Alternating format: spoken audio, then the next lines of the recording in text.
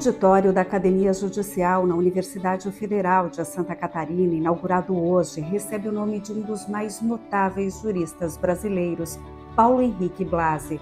Nascido em Campos Novos, Santa Catarina, em 16 de janeiro de 1929, Paulo Blasi se mudou para Florianópolis com 12 anos de idade e continuou os estudos no Colégio Catarinense. Na mala, entre calças, camisas e livros, trouxe um casaco vermelho de sua mãe, o qual cheirava todas as noites antes de dormir, na tentativa de aplacar a saudade de casa.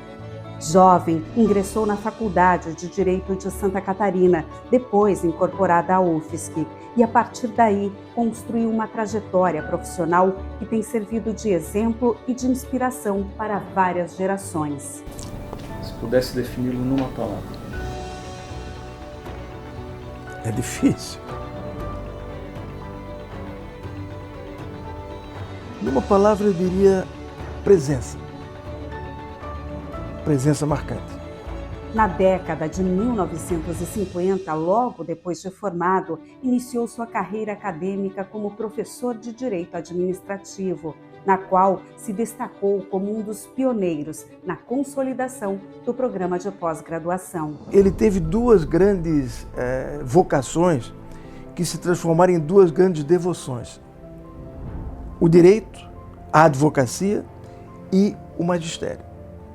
Então ele conseguiu conciliar ao longo da sua vida, dar aula e advogar. Acho que um dos principais legados do professor Paulo Blasi, do ponto de vista acadêmico, das letras jurídicas, é a contribuição não só em gestar, não só em capitanear, mas sobretudo em idealizar um projeto de pós-graduação em Direito, lá na década de 70, num lugar que não era um polo, que não era um centro de excelência do saber jurídico àquela época. Em Florianópolis, casou com Luiz Helena Machado e teve 2 filhos, João Henrique e Carmen Lúcia.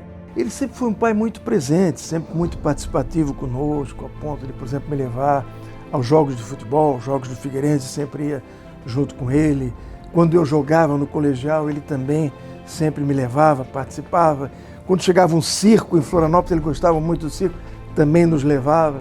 Então, uma participação, uma convivência muito grande no dia a dia. Era a educação pelo exemplo. Educação, por exemplo. Claro que, quando alguma coisa era feita de errado, ele corrigia com rigor, mas era a educação feita pelo exemplo e com base em muito diálogo. As grandes pessoas, elas nos impactam, né? Pelo exemplo, sobretudo pelo exemplo, mas também por nos inspirar. O professor Paulo Blasi como alguém que inspirou gerações e ainda inspira até hoje. Como advogado, ele era sobretudo assim, um homem de autoconhecimento, muito seguro, era estudioso, evidentemente um dos grandes advogados da história da advocacia no nosso estado. Paulo Blasi teve atuação destacada na OAB de Santa Catarina, da qual foi conselheiro estadual em diversos mandatos, conselheiro federal e presidente.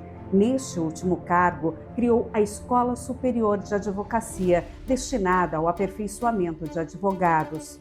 A Escola da Advocacia foi, dentro da ordem, um reflexo do que ele havia feito dentro da universidade. Deu assim, realmente um outro perfil aos advogados. Com apenas 29 anos, foi secretário de Estado da Justiça e, na sequência, procurador-geral do Estado e chefe do Ministério Público. Foi ainda secretário de Estado da Administração e da Educação. Também exerceu a função de juiz do Tribunal Regional Eleitoral de Santa Catarina. Era um homem assim muito tranquilo, sereno, não era um homem que se antagonizava com as pessoas, pelo contrário, ele conquistava as pessoas e tal, ele se entendia bem e conseguia bons resultados. O professor Paulo Blasi era um grande conciliador, era um grande aproximador e, portanto, um amante do equilíbrio, do debate, um democrata. E, nesse sentido, me parece que a grande contribuição que nós podemos tirar em alguém que sabe sempre apontar o caminho mais lúcido, o caminho mais oportuno, o caminho mais equilibrado, e, portanto, o caminho para uma sociedade melhor e para um mundo melhor. E depois, durante um longo período, ele coordenou o programa de pós-graduação em Direito da Universidade Federal, que foi, naquele momento, muito importante e que, em razão disso, vários grandes operadores do direito vieram aqui a fazer o seu curso de mestrado e de doutorado. Na verdade, ele com 75 anos, e então aí ele teve um acidente vascular cerebral, né, um AVC, e esse AVC levou a ficar 9 anos e meio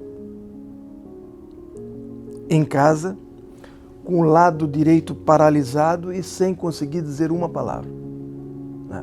Mas lúcido. Lúcido ao ponto, por exemplo, de que assistindo o jogo do Figueirense, quando começava a ficar meio difícil, ele mudava o canal para não se incomodar. Ou então, por outro lado, ele sempre foi muito religioso e todos os dias, às 18 ou 19 horas, num determinado canal, tinha uma missa. Então, ele mesmo ligava a televisão e assistia àquela missa todos os dias.